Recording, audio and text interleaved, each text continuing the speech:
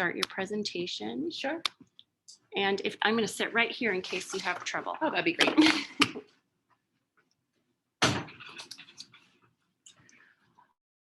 So I wanted to start off with just my assumptions. And if you saw the mess that it was trying to figure this out, you might have one assumption about me. But what other assumptions do you have when I walk into the room? It's okay. I'm very You're courageous. Anything else? Assumptions about you. Yes, but you can't because she's my mother-in-law. I knew that she Yes. Oh, yes. So assumptions about me. What do you think? I think you weren't from Utah. Okay.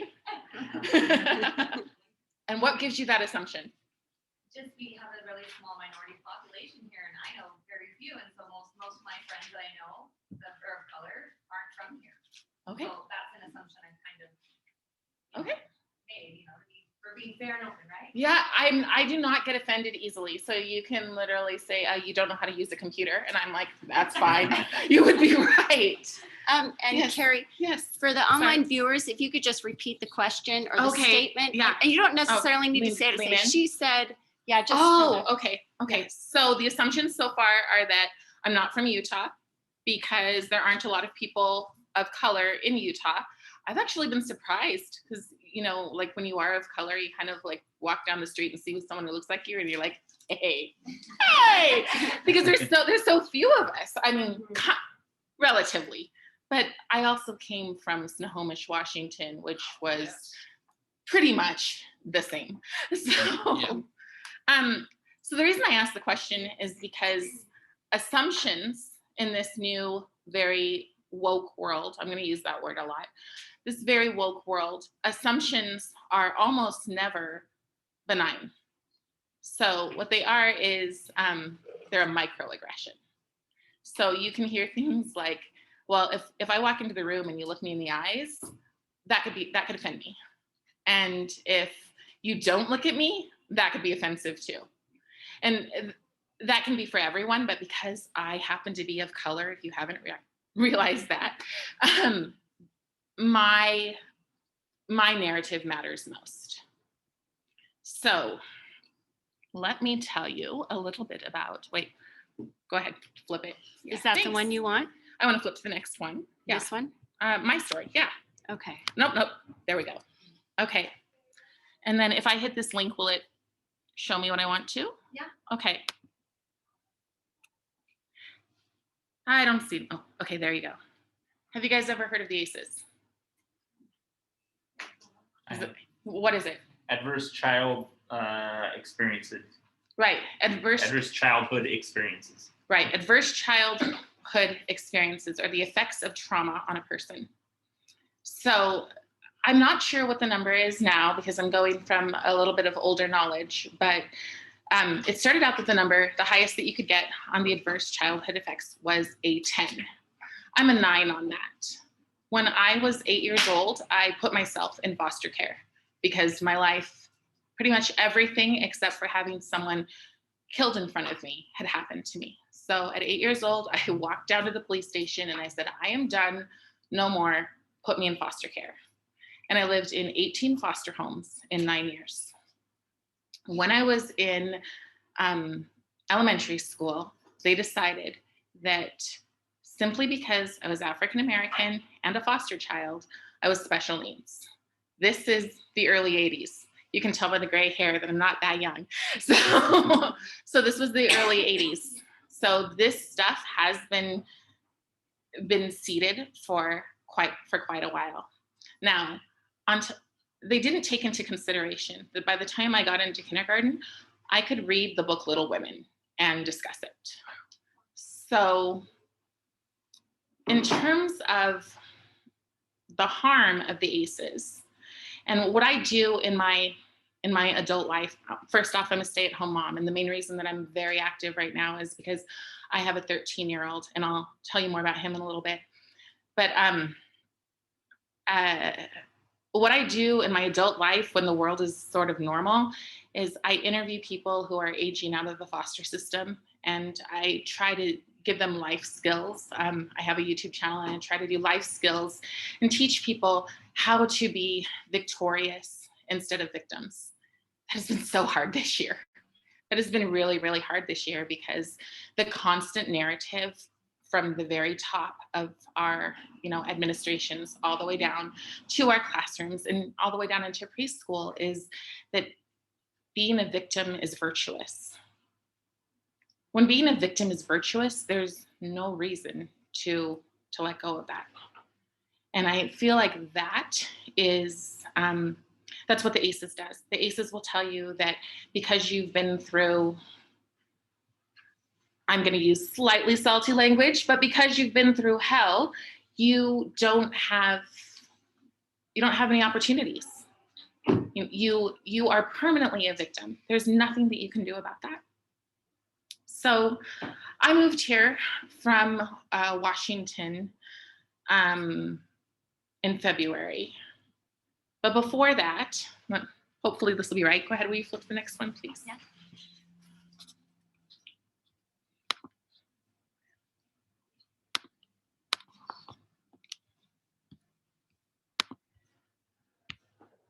Oh, he did it in the wrong room.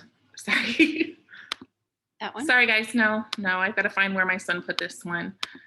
No, sorry.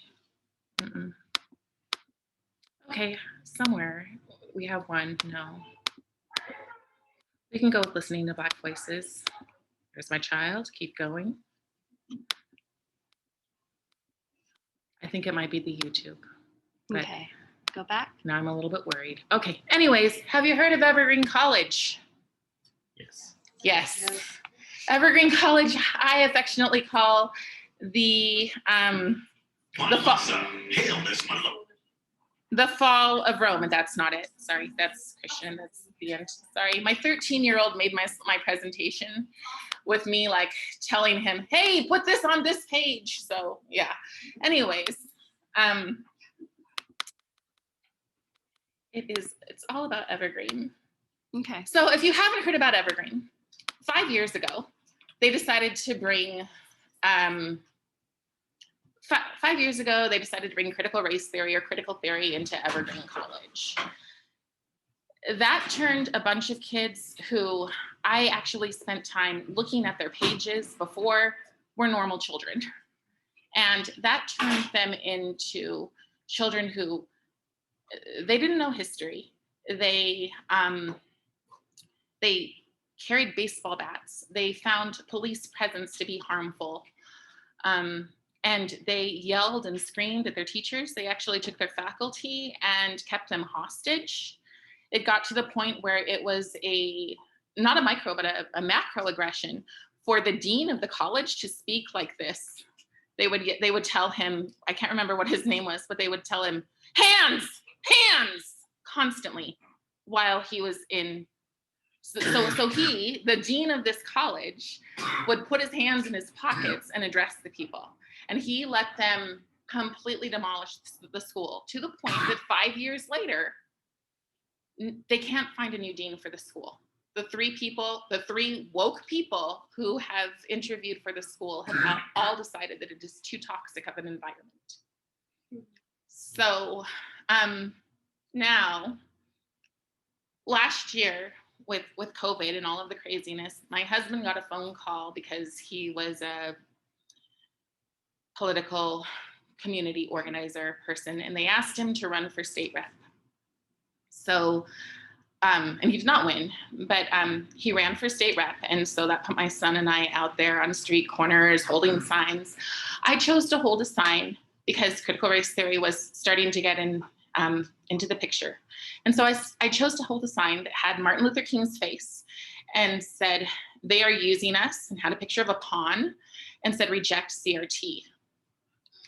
So, yeah, a little brave. And I spoke to these kids, and I have to tell you, these kids, they're in a cult. And this is not hyperbole. They're in a cult. They speak the same way. They walk the same way. They make their sentences are exactly the same. So one time we were standing out at a Back the Blue rally and holding our signs, And this person walked up, this young person, she walks up and her sign had said, you know, ACAB. If you don't know what that means, you can, all cops are ending with a B. And she walked up and I saw her and I'm just Miss Jolly. So I just walk over, hey, how are you? Let's have a chat. And she looked at me and she said, I can see you will not engage, or I can see you do not agree, so I will not engage. And it was just cold and just like that. And I said, well, why wouldn't you? I've taught youth groups. I have no problem getting, you know, talking to kids and getting them out of their shells. And so I'm like, well, why wouldn't you engage?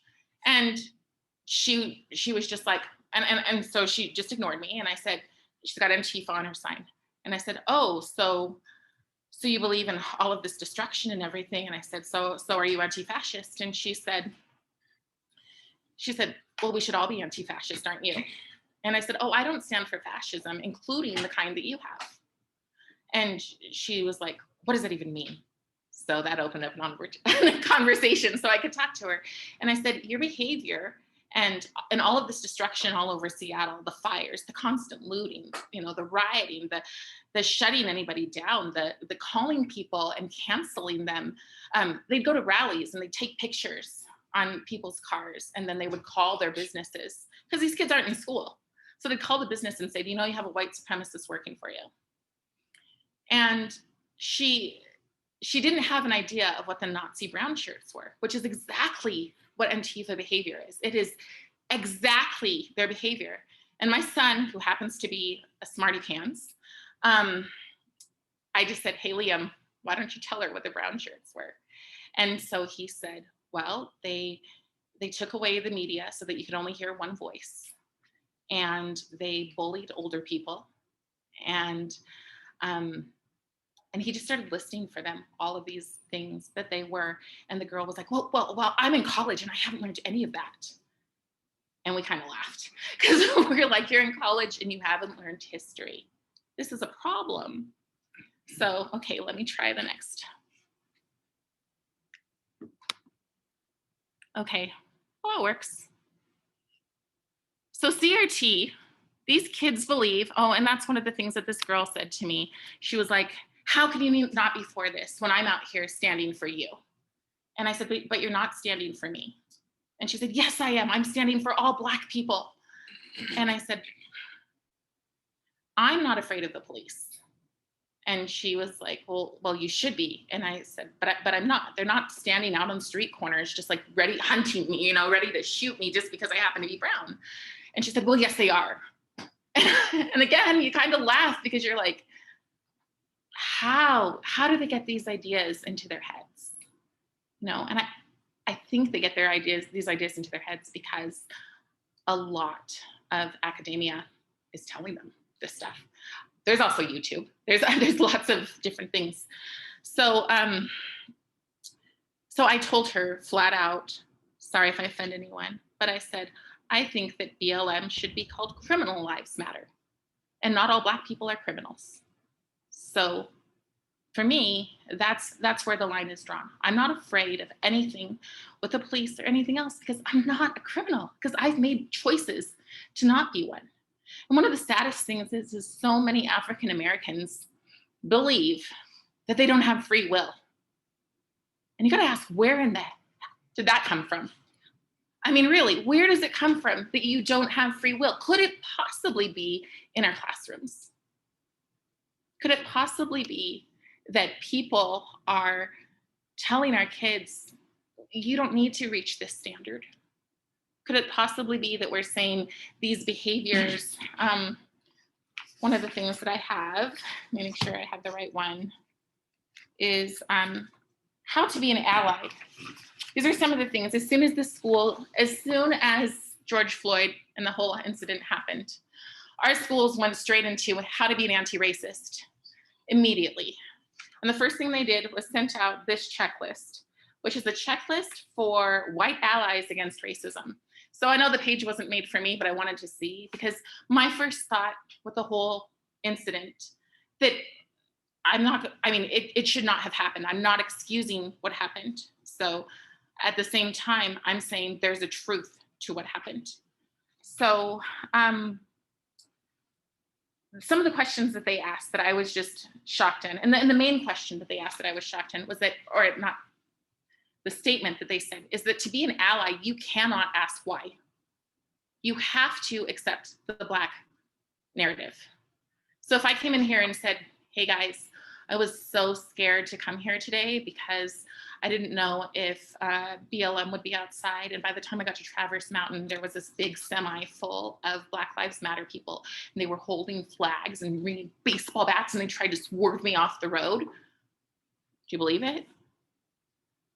I mean, I look pretty great for somebody who that's happened to, right? But that is what, that's the thing, is you're just supposed to accept the narrative. Again, this is the bigotry of low expectations. And this is what I stand against 110%. Because if you tell a child, I only expect this much from you, that's all you're gonna get from that kid. And it doesn't matter if the kid is brown or Black or purple, it doesn't matter. Like, expecting the most from the child is what helps the child. So, yeah, so I call critical race theory critical resentment theory, because you are teaching people to resent.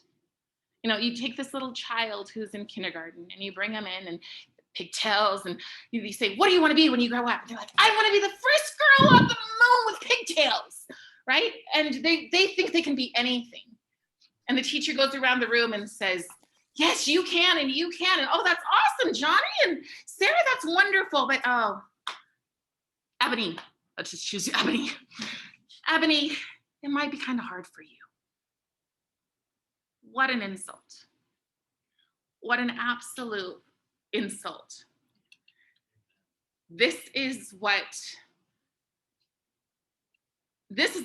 side that Black families, or the families of color, are fighting, the ones that are standing up to it. And sadly, there's a lot who aren't, because they believe, because it's been generations of, you know, you can't do, so let us do for you. You can't do, so let us do for you. And that let us do for you is always abysmal. I remember being poor and a foster kid and needing glasses and having to pick, like, seeing all the nice glasses on the wall and having to choose out of the crappy poor box. You know, so this is, they're doing for you is always less than a person can do for themselves. Okay. Okay, so ultimately, critical race, this whole movement is not about race. So one thing is that a lot of people are like, this is anti-white. Ultimately, what this is about power. So if I would have had, which I'm sure by the end I'll find the thing about Evergreen, you will see that there's a hierarchy to this. Just an example, this week in Seattle, it's Pride Week. And our Pride Week has, well, not my Pride Week, but Seattle's Pride Week has a special event that people who are not of color have to pay reparations to attend, even if they're gay. So the hierarchy, it's a matter of it never ends. So we can say there's teachers who come in and they say, I was reading one of the UPU things that said that kids have to write about, like, defending reparations, but there's no option to not defend it or to go against it. But the fact is that it never ends, because you've created a culture of resentment. You've created a culture where being oppressed is righteousness. So you will not, your viewpoint isn't going to change. And then on top of that, you want to be the most righteous. So Seattle's Pride Festival is that if you are gay and white, you have to pay reparations. If you are gay and a police officer, you can't even go. So all of this inclusion, all of these word games, they're not really inclusive. It's always about power. It's always about who's the top in the hierarchy. And quite frankly, the top in the hierarchy is only if you are Black, transgender, male to female, which most of us don't fit, right? So, so when it comes down to this idea of power, I just think that, I think that where our country is that divided we fall. That seems to be the goal, is just how many ways can we divide us? Okay. Am I talking too fast or too slow or? You're good. Okay. Yeah. This is when my son put the picture in. He read this he read it last year and he goes, Mom, the parallels are uncanny. Mind you, he's a 12-year-old. Those were his words. So, but he's not wrong, right? Certain expectations for certain people and other people don't get those same expectations. Okay. SL. Okay, let's dig straight into SEL. All right. Does anybody know what SEL is? Right. Yes.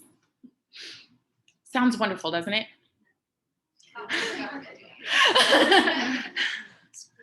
So when I think of social and emotional learning, they are going to teach our children the right way to have empathy. That is like 1984 scary, you know? So, because there's only one way.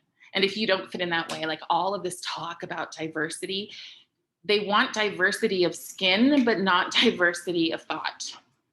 And that is scary, to have just a bunch of kids saying, I can see you will not engage, or I can see you will not agree, so I will not engage. Could you imagine if your child came home and told you that?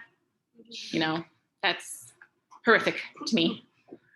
Cassell, I'm gonna choose this YouTube and it might be wrong. So if it is, I'm gonna get back out.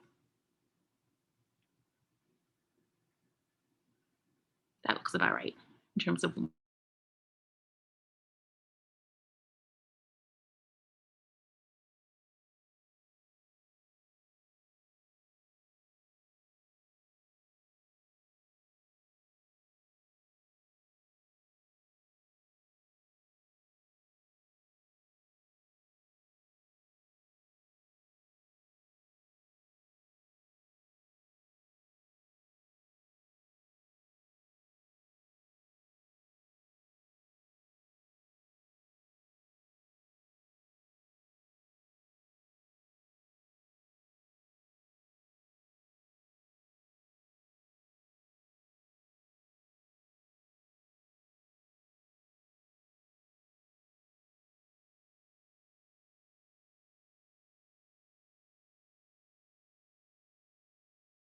About who they can tell which group to use or bathroom or spa room.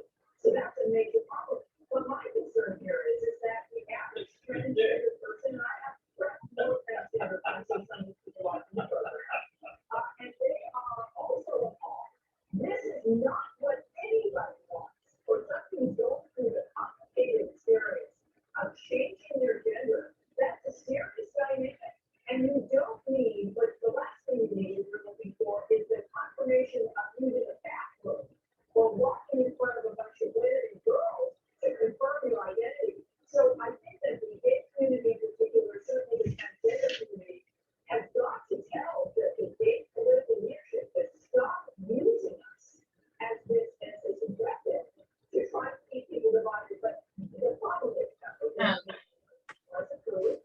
Follow my own.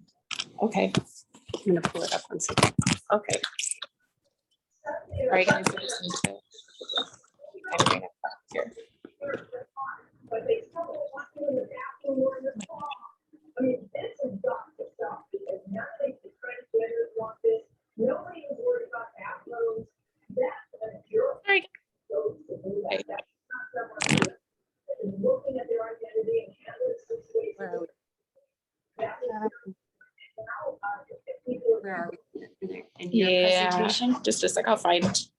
Looks like this. I'll basically find the list. that is not what those people want. All right, okay, so social and emotional learning. Have you guys ever seen the movie Freedom Riders? Yeah, okay. In Freedom Riders, all these kids hate each other because they've basically been taught CRT their entire lives. So all of these kids they hate each other because some are Filipino and some are African American and Mexican and white and whatever else, and they think they have nothing in common. The teacher has them come into the room and she just asks them basic questions, and they step into the circle. You know, who had pizza this weekend? Step into the circle. Who has a green bedspread? Step into the circle. All of these things, I thought it was an excellent way of teaching people to unify, right?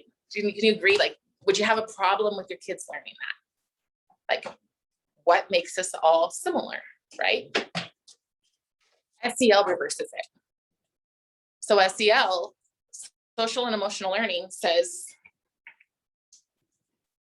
step in the circle if you weren't born in this country. Step in the circle if you were sexually abused as a child. Step in the circle if you only have one parent at home. Step in the circle, and so. But the kids look around the room and they see, it's called a privilege walk. And the kids look around the room and they see who's privileged and who's not. And it's a horrible, horrible way. You want to talk about emotionally damaging children? You know, these kids, how about the kids who are absolute best friends when they started this game? And then you're like, oh, but wait a second, that kid has two parents at home and he has a pool in his backyard and he has this and he has this, you know, and maybe that kid who has all that is African American. They don't think about that. They don't think about that some of the people who live in Utah are professional African Americans, not from the ghetto.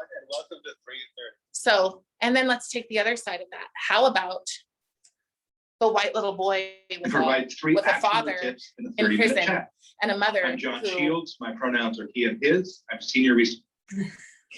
the levels of which I do not care.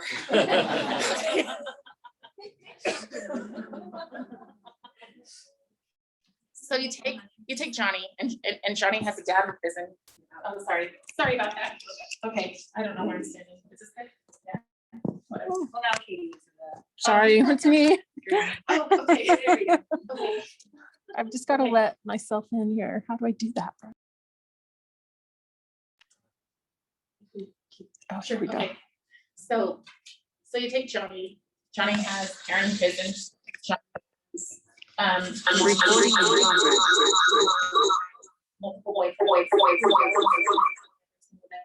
And then he goes into this class and he has to do the privilege walk, and because he's white, he's standing up for it. And he is held accountable and told that you're the oppressor in this circle. Now he might be some more steps in, but he's never given that credit for what he's been through.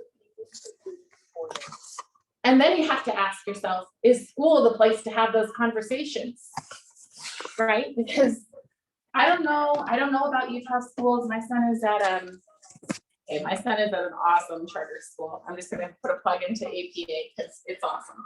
But I don't know how the schools go here, but I know that in Washington, because I have an only child, I've been a regular volunteer in the classes, and kids oftentimes cannot read. And yet we're going to take away that valuable time of teaching them to read and change that to SES. This should not be happening. Like, we should be, yes, go ahead, sorry. So do you understand the justification why the public school says they feel that? This was right here, camera on her, but why? Please. So they say that Maslow's hierarchy of needs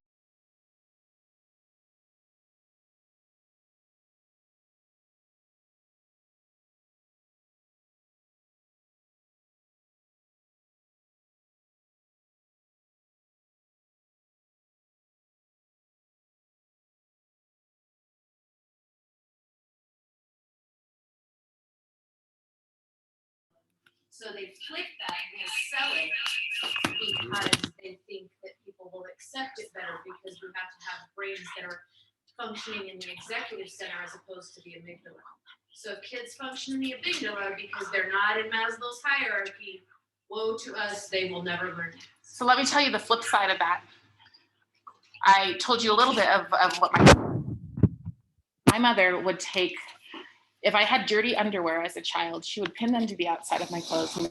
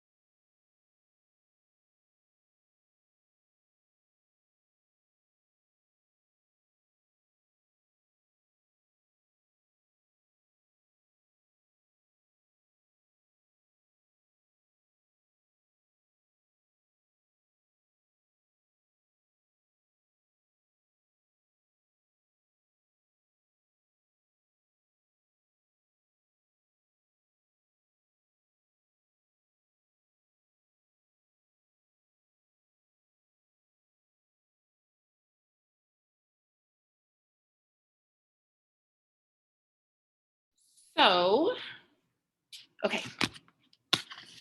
So as far as time goes, I wanted to talk about like what it's like when you go up in front of a school board. I'm sure you've seen viral videos of people going up in front of the school board. And the first thing that I want to say is that when you're presenting, when you're talking to people who do not agree with you, who are on the other side of things, you need to be smarter than them. You also, and I'll break that down. You also have to be like more respectable and more mature than they are. So despite the fact that we all want to come in and punch someone in the face, we don't do that, right? Like, I mean, not even verbally. You have to come in, you have to know your stuff, you've got to know your facts. I treat learning about critical race theory and fighting it like a full-time job. So, so people that I would listen to are James Lindsay and Christopher Rufo. So, and I have met Christopher Rufo before. James Lindsay, if you really want to see and be scared out of your mind about where this all ends, you can watch the entire Evergreen story. That's by Benjamin Boyce. It's like, I don't know, 23 videos of watching just an epic disaster. It's awful. But it does give you an idea of how these kids start to think in their minds. Honestly, we are creating a culture of narcissism. And so it's important to know where that can go, because that kind of keeps you focused on, this is why I'm not going to stop. The other thing you have to do is you have to draw your line in the sand. You have to say, this is where I'm going to go. So some of you might be sending your kids back to public school. Some of you might have already decided to homeschool. What is your line? What are you going to do to, what are you going to do to protect your kids? You know, we moved here from Washington. We took a massive pay decrease, but I don't care, because I want my child to be safe, and I also want to try to stop this for my nieces and nephews. Like that's what I'm in this for. Okay. Cari, Yes. part of the Evergreen story is that the adults were as complicit with it as the students. Yes. I mean, that's why it could work. I mean, that's why it happened. It wasn't just a takeover. No. There was one teacher who said, I am not willing to not come to school for People of Color Day, because they said we don't think any white person should come to school. It used to be that people of color, and Evergreen is like the most hippy dippy school you could ever imagine, but they had a People of Color Day where the people would not come to school to show what their impact was. And then all of a sudden they switched it, they flipped it, and they said white people can't come to school today. And a teacher was like, yeah, I'm not going to do that. Part of the problem with that complacency, yes, most of the teachers were into it, but I bet you that there were some teachers, there actually was, because there was a coach who said, I don't agree with this. And he was canceled. He was just completely He was shamed. And one of the things that you have to realize about what's happening is this has all happened before. This looks exactly like Maoist China. Like exactly. If you listen to, her name is Lily. You can just type in Lily for Liberty on YouTube. And there's also Yeonmi Park. She is a dissident from North Korea. And the things that they say and the things that we're watching are exactly the same. She was just on, I get my news from Tim Pool because he's a leftist who is forced to not be, basically. And so he interviews people, and he interviewed Yeonmi, and she escaped North Korea. And how it happened in North Korea is they took 3 identity groups, and then they broke those identity groups into infinite identity groups. So people were afraid to talk to each other. That's one thing I want to encourage you to do, is not stay silent. Like, there are more people that agree with us than that don't when they know what's happening. Now, the problem is CNN, all of those things are just like, it's nothing. And I had this revelation that happened to me the other day where I was like, okay, they're telling us that if we don't want CRT, we're racist, including me. I'm a reverse white supremacist. And I just want to address that, because the whole reverse white supremacy, they can say whatever they want. It does not take away my experience as a minority. It doesn't take away the fact that in Seattle, I would go to an Asian market and be followed. That doesn't change things. And there's another thing. If we're going to talk about racism in schools, then we really need to address all the racism in schools, because there are white children who are bullied for being white. So this whole thing, once again, it's not about race, but they want to make it about race because that's where they get the sympathy. So, sorry if I'm rambling. I'm not. My point is, Yeah. the administration was. Oh, yes. Yes. It wasn't just a takeover. The administration supported the students. Well, and we have some of that here, and they will say that we And they don't. promoted it and they allowed it. Yes. And that's why the other professors got canceled, is because Yes. the administration didn't stand up Yes. for what was right. And we do have some of that here. We do, there are schools, even I'm in Utah County, and there are schools, there are some teachers. That's one thing that I went to a meeting, the one where everybody got up and left. This school board got up and left the parents. And outside I spoke with the teachers. Now here's the thing. I do believe the majority of our teachers have, not all, because there are some like woke woo-woo-inesses out there, but most teachers, what their argument is they don't want only the voices of stodgy old men who won history to be the only thing that kids hear. I agree 100%. My son came home from his school and he told me, do you know, Mom, there was a slave revolt where when they caught the slaves, they cut off their toes so they couldn't run anymore. And I was just like, wow, that's pretty heavy for a 7th grader. And that's pretty awesome to know, right? Because if we know history, we're not trying to repeat it, right? So when they say, they just have these little sound bites, and the hard thing is they constantly change them around. But when they say, you're a racist, then say, you know what, why don't you teach Black excellence then? I would be completely in support of that. And you might not be. You might be like, well, we already have Black History Month, and why do we need to learn about this? That's not the point. I totally agree. I don't think we should have multiple history months like that. I think that history should just be all inclusive. But the point is, they won't teach Black excellence because they don't want that narrative out. They don't want the fact that there was a Black Wall Street out. They don't want the fact that the Black literacy rate after slavery was extremely high. They don't want the fact that families, when they were intact, were doing really, really well. None of that. And I know this firsthand because when our school in Washington decided to have a Black and biopic club, I asked if I could be the mentor. I said, oh, I'll do this. I know I'm the only Black parent here because everybody else is adopted. And the superintendent said, oh, no. We want to focus on their lived experiences.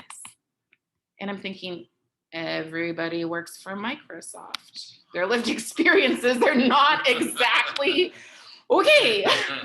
But okay, so let me go back to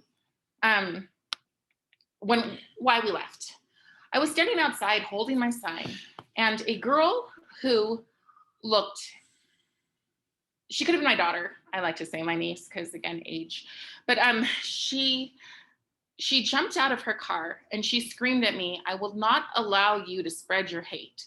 And she punched me in the throat and she kicked me in the crotch. And then she stole my sign. And this was in the middle of the day, 2:00 in the afternoon, down like a strip mall road. Okay. She didn't know anything about me, but she already had assumed that I was there for hate. In the meantime, like she's punching me and I'm holding, like trying to hold my sign. And I'm like, why do you think I hate this? It has Martin Luther King's face on it. But she was so consumed with this. It does not take long. So she's the person that I went on because, well, we were looking for her for the police. And so I went on her Facebook page, and 2 years ago, she was like happy. She was not only happy, she was Christian.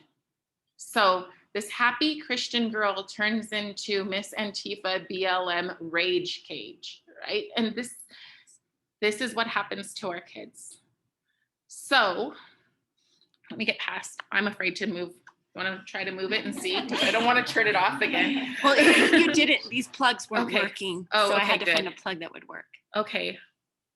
Well, yeah, we could talk about that. I'm a little bit all over the place, but hey, Do you want this me to is go for it? something that this is an accurate of what our kids are learning, what they will be learning in school. As far as administrations are buying into this. You know, they say it's not about politics, but if you look to the left for you guys, right for you guys, you'll see the first one underneath the line. So they're teaching our kids that, you know, if your parents voted in a certain way, you are a white supremacist. I don't know. For me, and this is the only thing I'm going to say in that round, but me, the person who doesn't want his kids in racial jungles seems to be getting what he wants. So there's another one, and I couldn't get it because it was on a video, but it has the kids writing down, there's a BLM at school.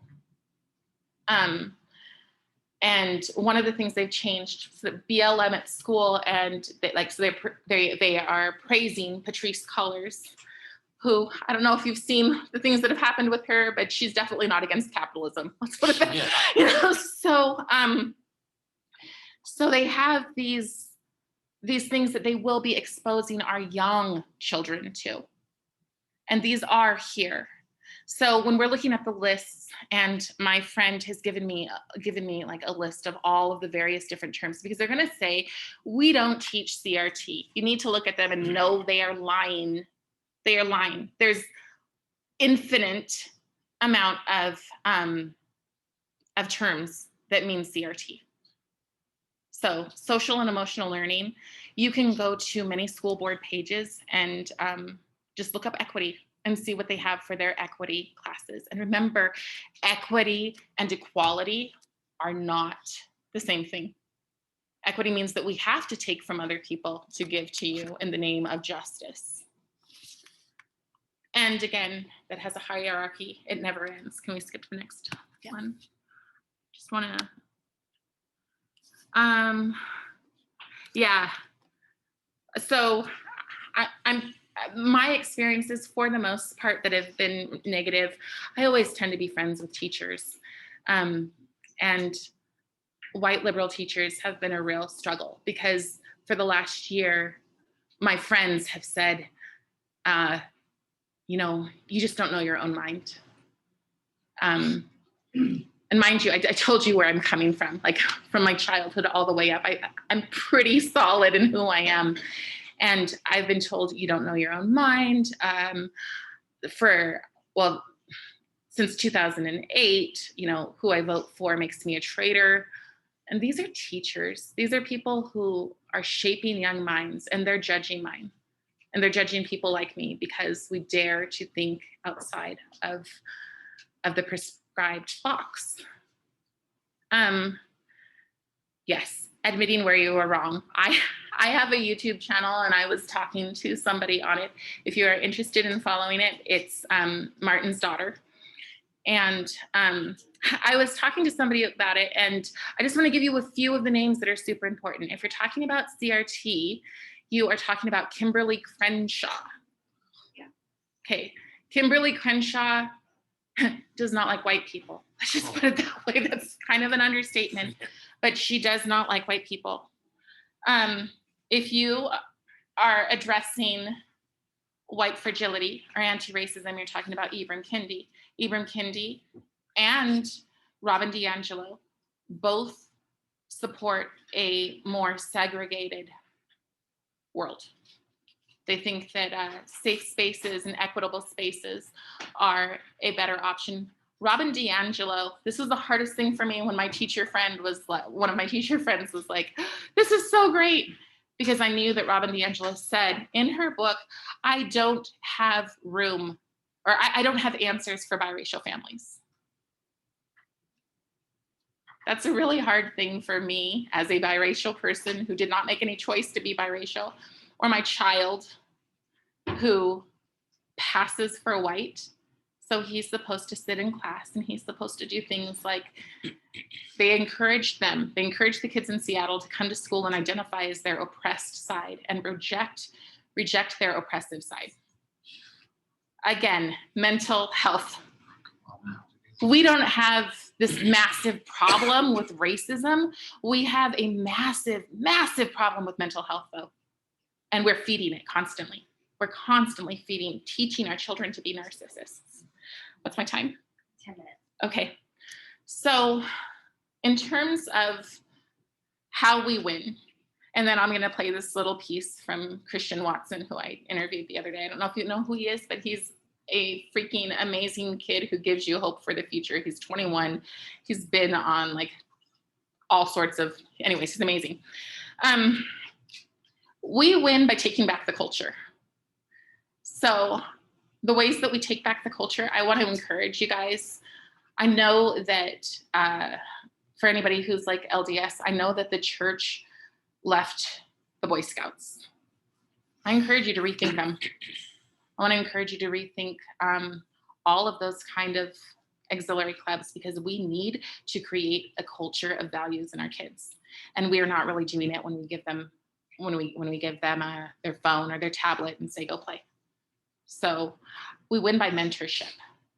We win. The one thing that BLM wants to destroy is the family, right? So we win by coming back and saying our families are the most important thing. And if we have to give up something, if we don't get the overtime, whatever else, tough. Because what's important? Do we want to have commies for kids? Sorry if that's rude, but that's how I feel about it. Or do we want to restore, the goodness? Because let me take away the commies for kids comment, just erase it. But instead, do we want to have kids who are so entitled, who think that everything, they should be given everything and they shouldn't have to put anything out, and that they deserve because they're oppressed. And where do those kids, because if they are taught, again, going all the way back to the beginning, critical resentment, where does that end? Does it ever end? I don't think it does. Okay, let me pull up Christian's thing, hopefully. Please, Liam, why didn't you give me a... These are just some of the ways in which white supremacy shows up.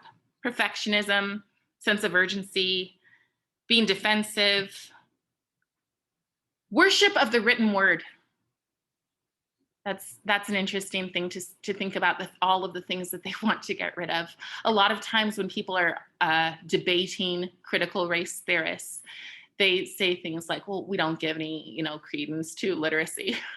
Like, okay, like you don't care if we have facts and answers and like, here's history of what's been proven. No, because it's all about our lived experience. Paternalism, yeah, they really hate dads. It's really, really sad. Let's see. There's my pretty boy. Yeah. Yeah, some of the BLM people have run up to him and said, how do you like having a dad who's a white supremacist? And he laughs and says, you don't know my mom, do you? Yeah, this is interesting and true. Hitler was a socialist. So, yeah, Marx, I don't care. Please be the right one. If it's not the right one, well, I'll just tell you kind of what he said. Yeah, 45 seconds. No, what is that? Having the data insights you need I don't want an ad. instantly at your fingertips. Right. This is at it, the though. moment You need So, to earn your customers' I'm gonna trust. just skip that. So this is Mr. Christian. We gotta go away from that.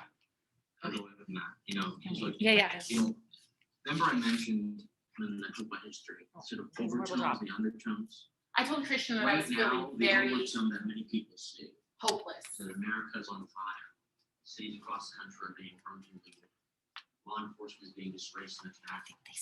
You know, wokeism is infiltrating every single institution, from the school board, governments, to corporations. Where? You have a president who is being very coy towards a dictator from across the sea who is saying cyber attacks on our nation. A lot of people look at America right now, a maniacal vice president who appears to not have any semblance of really care or compassion or heart. Seems all cold and all set. I mean, you have a lot of things right now. You got a border that's out of control. You got a lot of things right now. I can go on and on and on that are making people. You got this offset. The Second Amendment is being assaulted, as we saw yesterday. They're making a lot of people just mortified. Mortified. But that's the overtone of history. What you got on the undertone, the ground level, you got people who are willing to organize and are willing to say that America's a good country. You got mothers and brothers and sisters and neighbors who can still get up every morning and say, hello, how you doing? How's life going? I love you. You're my sister, you're my brother. I don't even know you, but I still love you. You got parents who are taking responsibility for their children's education. And by doing that, actually getting more involved in their children's lives and not letting them be taught by the school system solely, which increases parental involvement, and parental involvement can really, as we still know statistically, can really bring down levels of certain activities that are destructive to teenagers, like getting into gangs and stuff. You've got so much positive. You've got more economic prosperity in this era of human existence than ever before. You've got the ability to start. If you live in America, the ability to start any kind of sort of, you want to, even if it's a silly idea. So Zuckerberg started his Facebook from a college drummer. Even if it's a silly idea, if you have a computer and internet access, you can basically start a career for yourself. And this is the only period in the world, history in the world, where you can quite literally be a 14-year-old and become a millionaire because you sat down and you played a computer game for a few hours and you compete in some tournaments. There is so much good in this world. There is so much good in this country. And that's not to say ignore the bad. That's to say give the bad some context. The bad don't stand on their own. The bad does not define this period in history. What defines this period in history is what you are willing to do with your life and how much of an example you're willing to be to other people. That's how you save anything. That's how you save yourself. That's how you save a community. That's how you save anything. And if people continue to embody that mindset, America is going to continue to be A-okay. Because even in some of our most wretched times, we've still had love, we've still had compassion, we've still had care, we've still had voluntary cooperation. And those things, love, compassion, voluntary cooperation, those three things are basically what allowed America to make it to this point. And I don't think we're ever going to lose those. There are plenty of people in this country who are salt of the earth people, who are not really politically active, who just want to make an honest living, build up a future for their kids, for themselves, and retire. And there are so many more of those people, millions more of those people, than there are the activists in Seattle, the activists in Salt Lake, the activists in Dallas, Austin rather, the activists in Washington, D.C., the activists in New York City, who want to burn everything down. There are so many more people who just want to be left alone and just want to be left to pursue their own life. Those people are an example of what we all not only can be, but should be. So I'm not looking forward to prison camps. I'm looking forward to more examples of love and cooperation that emerge from the brilliance of the American experience. I'm looking forward to a colorfully united society that is a brilliant tapestry of pluralistic difference, where we can all have our own individual identities and yet be still united under a single heritage, under a single idea that guides into the future. I'm looking forward to that, 100%. And I think you should look forward to that too, even if it doesn't seem likely right now. Again, faith is the evidence of things not seen. It's the evidence of things not seen. If you want to know why your kid hired so All right, should I ask any questions? Or should- Yes, Okay. yes, question. All right, do you guys have any questions? Christian Watson. He has a podcast called Pensive Politics. And he's only 21. I find that amazing. Christian, Christian, and then Watson, Watson. Pensive politics. Yes. Any other questions? Yes. Okay, so I'm kind of new to all of this critical race theory, and Sure. when you describe it like they're teaching Black kids or kids of color that they can't, like they're oppressed, what do they say is their end goal with all this? Because that sounds awful. Why would they teach kids that they can't be anything that they want? As long as you work hard, you can be anything. It doesn't matter what race you are. Why are they teaching that? What's their end goal? That's a good question. I mean, I know that the end goal of all of it is to end capitalism. And I think that if you make children soldiers, if you make them resentful to the point that they literally hate their neighbor, you don't know where that's going to go, especially when they're allowed to do the things that the older people are doing, you know, and they're just allowed to get away with it. Like, what is the end goal? I don't know. I just know it's the saddest thing to me is that on my own channel, somebody, I was just sharing about life and putting one foot in front of the other, and the person said, "How dare you tell us we have free will?" And I just thought, how is that? I mean, you have free will to troll me right now. Like, I don't understand. But then I realized that more people believe it. So, and the thing about Black culture is that it's an interesting phenomenon that they raise up Black leaders instead of teaching people to lead themselves. And now we're going to break that up into every other identity as well, because it's not just going to be my brother-in-law works in a factory, and he said that the Hispanic people don't like the Venezuelan people. They won't talk to them. They just hate them. And I was eating at an Asian restaurant, and they were like, "Oh yeah, Asians are racist." I mean, so all of these things, and that was an Asian person telling me this, right? And like, I know it. Like, we all have isms. We all have isms. The question is whether or not it matters. And if it doesn't matter to you, like if you can get over the fact that, oops, oh well, our speaker today was brown, you know, and remember, oh, she's kind of funny, whatever, you know, then you're probably not a racist. Because the question is whether or not does that constantly permeate your mind? Because it does for the progressives. It's the first and last thing on their mind always is, you happen to be this color. This is what drives you. And that's what critical race theory does. Critical race theory says you have to look at every single thing in life through a lens of racism. Robin DiAngelo says, it's not a question of whether or not racism happened. It's a question of how it happened in everything. Yes. So Robin DiAngelo is the author of White Fragility. You guys have. Sorry, I have to repeat that. So yes. But it's a book that's nauseating to get through. So maybe explain more about that. Yeah, Robin DiAngelo's books are on a lot of school board sites, a lot of people who are encouraging you to be allies. If you were interested in the ally list, I'll pass it around and you can see it. But they are constantly, she is the forefront, and she readily admits she doesn't have a lot of relationships with people outside of her racial comfort zone.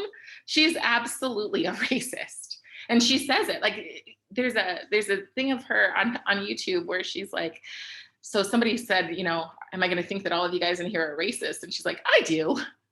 And they all laugh. That's what it was like in Washington. Like I would ask people, why are you doing this? I'd walk down the street and I'd ask people and I'd say, I'm going to keep doing it. And the level of rage that they had on their faces, and somebody literally spit in my son's face.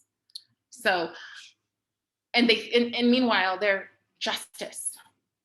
Like you don't know my son. He's a 12-year-old kid, and you're an adult. You're like, I mean, most of them are Karens. they're in that age group, and they're just kind of. Yes, go ahead.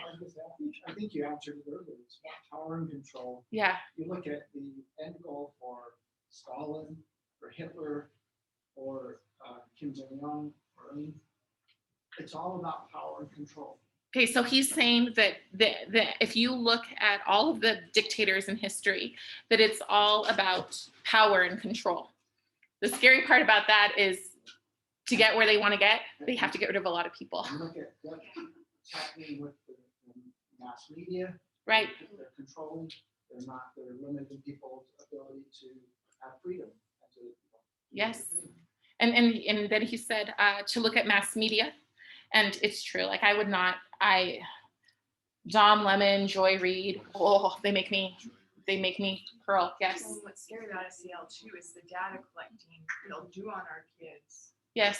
With it, is it if our kids don't conform, what they gonna do with that? Well, and so there's a good thing, because they were talking. I heard about a social justice credit score.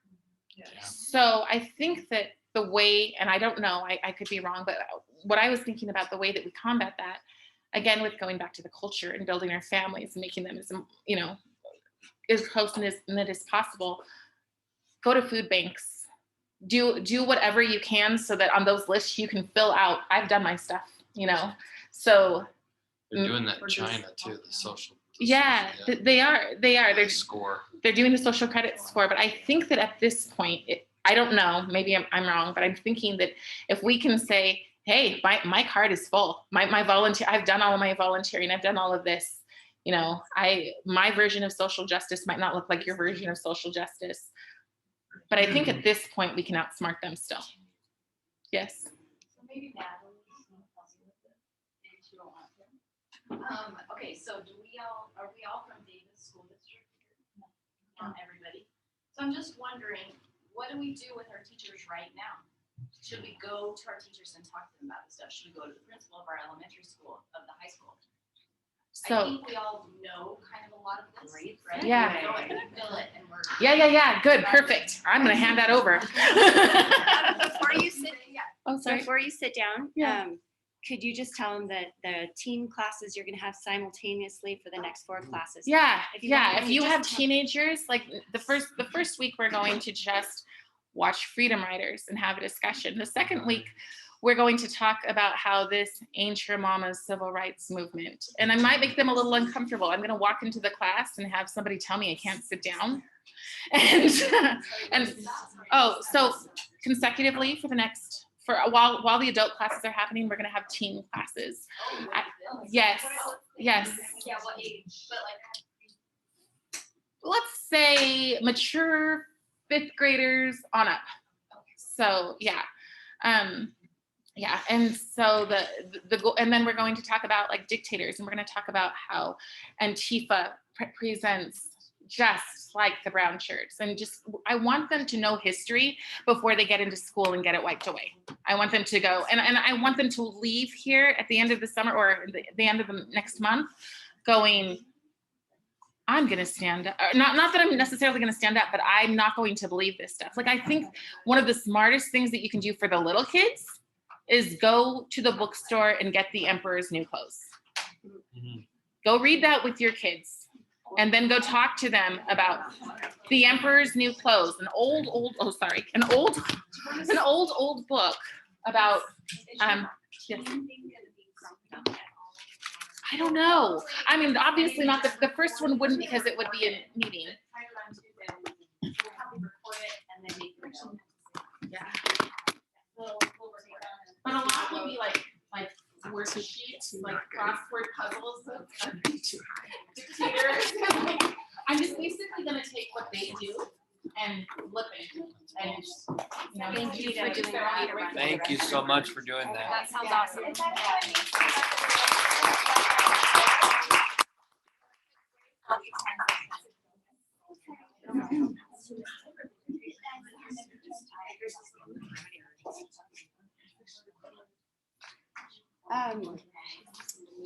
So before I'm going to present to you the packet that everybody has, because it's your solution kit. And then Tracy is going to explain. I said, hey, Tracy, what I want you to do is explain the opt-out letter and the law and how you use the law, because I moved here from California because I just gave up because their laws don't support it like Utah laws. Utah laws are phenomenal, and the legislators are phenomenal, and the legislators are paid in California, so they don't need to have another job. But in Utah, they have to have another job. They're not paid as much. So I saw so much more hope, and I'm like, the power in Utah is in the law. And I said, Tracy, she's also from California. Tracy, so if you can explain how the law works. And she said, well, you know what the real answer is. And so she's going to get up and explain the real power. The power is also the law. But let me first say that before she gets up. So if you open your thing, here is your opt-out letter.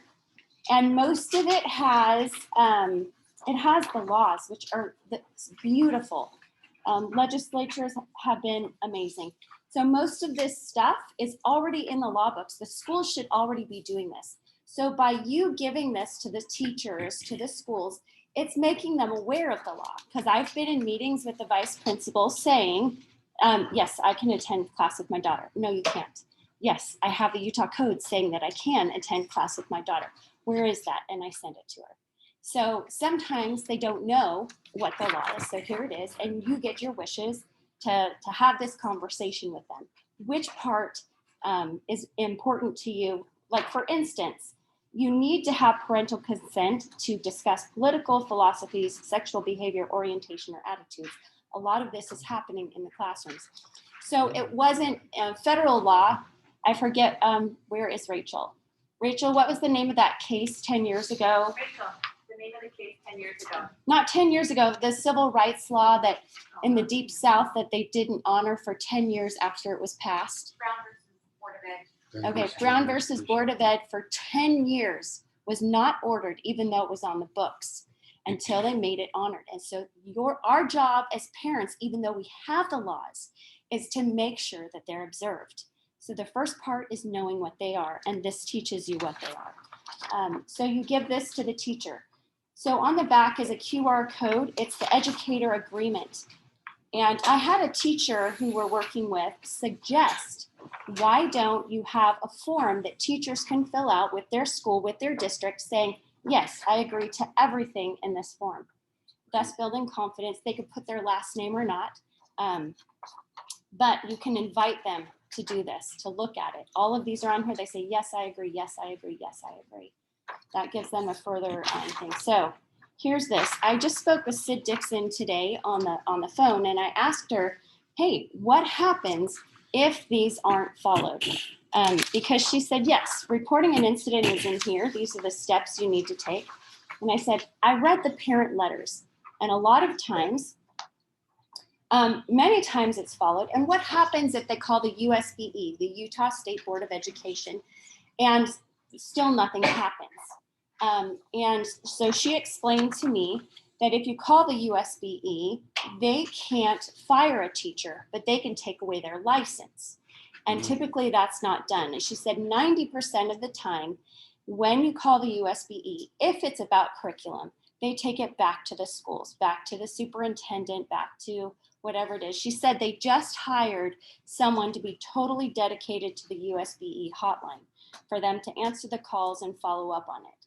So that's good. That means we're getting more calls. So you should definitely call that hotline as one of the steps down here, but know that the power is still coming in parents and talking to them and having them rise up as one. So 2 years ago, when I started this fight against sex ed in California, I said, you know what, teachers, no matter what the law says, they're going to be bringing in their own stuff all the time. So we really need to educate our kids and let them know what's appropriate and what's not. So this card right here has this opt-out letter and everything in it that you can go home and talk with your kids. You can tell them, hey, if they're talking about this in class, start recording. Because the case in Nevada called the schoolhouse case, where it was a biracial mother and her son was given poor grades and almost lost his scholarship, was going on the verge of losing it. So she is successfully suing, but she had so much documentation to prove in her case that she was able to create it.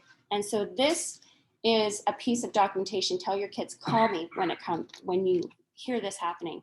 So they can identify, because they think, oh, I can believe this and I can believe this, when they're really in direct opposition. And kids don't see that they're beginning to believe these things.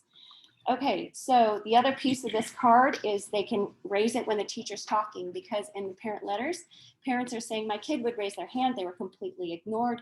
They wanted to give their viewpoint, but the teacher knew what they were gonna say, so they weren't raised. But if the kid raises their hand, and maybe your kid isn't brave enough to do that, that's fine. If they have it in their backpack and they can reference it, and if they hold it up in class, the teacher might respond instead of ignoring them. And it has this code about not indoctrinating in Utah schools. And this goes to the opt-out letter. So this is kind of, yes. That's Yes. the Utah law. Utah code. Yes, yes. And it's in red. This right here is the description of what it says.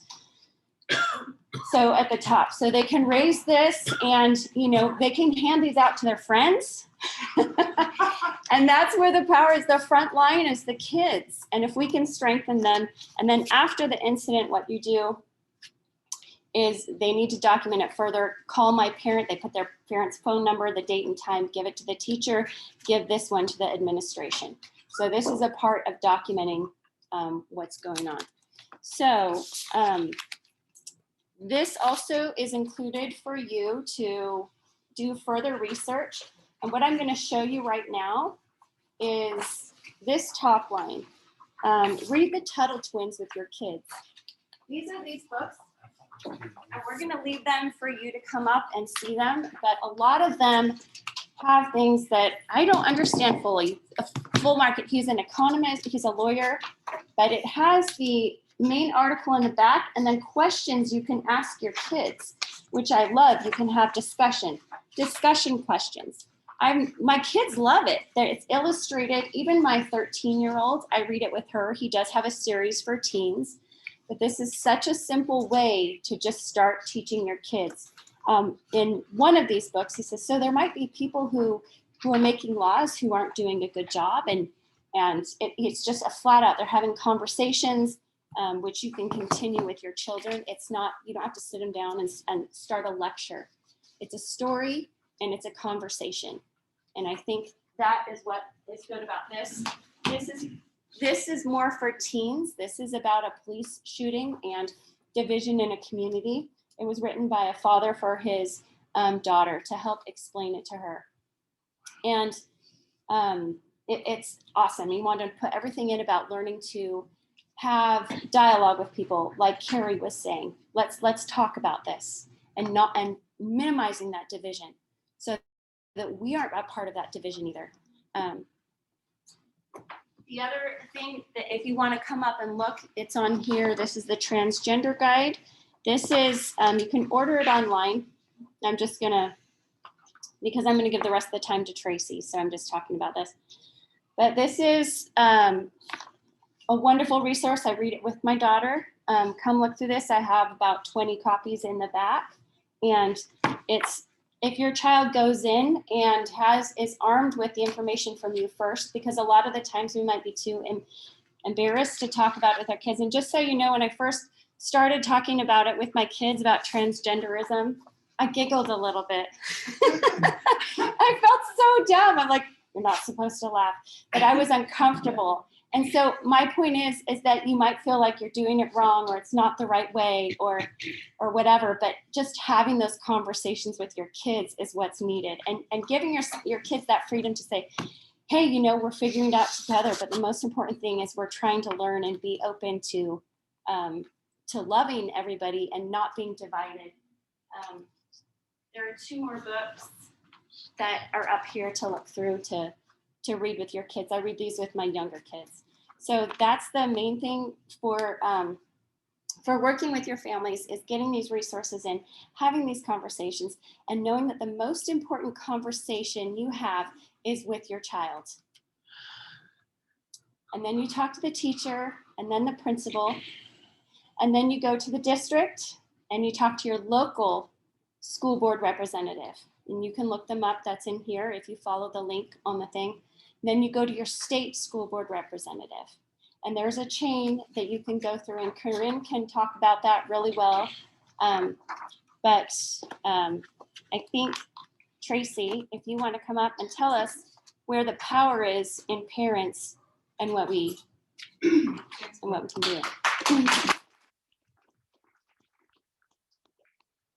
So my name is Tracy Henderson. I'm the legal director for Utah Parents United. And okay, let me start again. Tracy Henderson, legal director, Utah Parents United. I'm a licensed California attorney. I'm not licensed in Utah. This is not legal advice. Okay, I'm taking a playbook from Natalie Klein's disclaimer. This is not a real attorney-client relationship. I'm here to provide you a perspective based on the law. I do want to tell you a story that sort of follows on what Brooke was just saying. My daughter, I think she was in middle school, I don't remember what grade, and I couldn't sleep. And I'm from California, I'm not LDS, so I drink, so sorry about that. But it's 2 o'clock in the morning, and I couldn't sleep. I'm like, tequila or tea? Tequila or tea? And I look at the counter, and there's a cell phone there. It's my daughter's cell phone.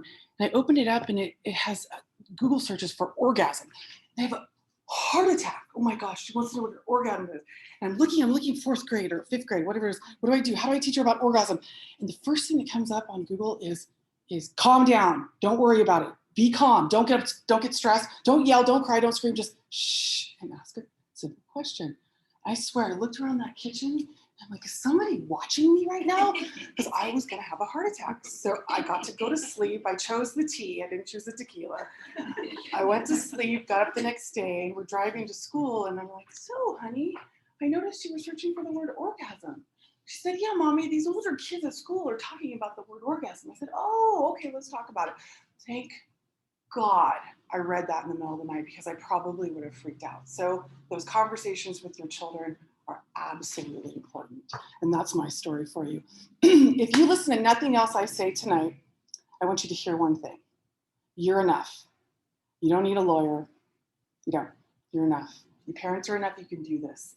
And I'm going to tell you about my story here in Utah, about why I am so proud of Utah Parents United. They have your back, and you can do it, whatever it is. And almost all the problems are solved. So we can only go up from here. So I'm from California, and in California, I raised money for businesses that were being charged with crimes by the district attorney. And I couldn't represent them because the system was very corrupt, and I had to earn a living. So I raised $35,000. I gave the money to a San Francisco law firm, but the DA didn't stop. Came after another business. The schools were still closed. My husband finally came into the living room one day after his school had closed down. He's a principal of a Catholic school. And after 75 years, COVID closed it down. And so he tried for 6 months to look for a job. He came, he sat down on the couch one day. He said, you know, honey, can't find a job. Schools are closed, other reasons. I'm moving to Utah to be a ski instructor. I said, oh, really? Okay. What am I supposed to say after 20 years of marriage? No, go ahead. So he left. It was absolutely miserable. My daughter and I bonded, but her school was still closed. And after about 4 months of that, I said, I've had enough of that. I'm done. So we packed up, came here, and I was thrilled to walk my daughter into a school that was open. Her freshman year career started finally in an open school. Oh, thank you, God. First week, she forgets her lunch, right? We're walking through the school, gets her lunch. I'm like, oh, I have nothing else to do. I'll just take her lunch. So I'm walking through the hallway, and I kid you not, almost threw up. The kids were sitting in masks. And I thought maybe it was like a restaurant, right? You just walk in, you take it off. I couldn't believe it. I was horrified. So I was walking shocked out of the school, and a couple of like junior boys came up to me and they said, "Where's your mask?" I said, I'm not going to wear a mask. I said, you're welcome to do something about it. So I can call the cops if I want. And I thought to myself, wow, that's the culture we're creating. So we're destroying the brains of our children, and we're creating a culture like that. I was horrified. I went up to the governor's office. I think I emailed every single state board member. I went to every single health officer. And finally, Molly Hart, Natalie's colleague, said, you really need to get a hold of Utah Parents United, hang out with them.